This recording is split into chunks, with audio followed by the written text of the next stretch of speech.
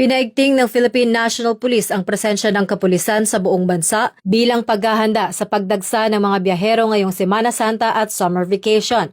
Aabot sa halos 60,000 na tauhan ang namobilize sa ilalim ng Ligtas Sumvac 2026, kabilang ang mga pulis, augmentation forces at force multipliers na nakatalaga sa mga tourist spots, simbahan, pangunahing kalsada at iba pang convergence areas.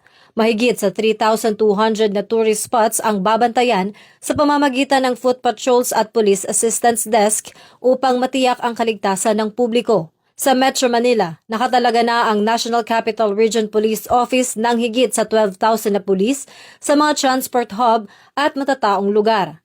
Layunin ng pinaigting na operasyon na maiwasan ang krimen at aksidente, partikular ang reckless imprudence sa karaniwang naitatalang tuwing Holy Week at masiguro ang ligtas at maayos na paglalakbay ng mga Pilipino at turista.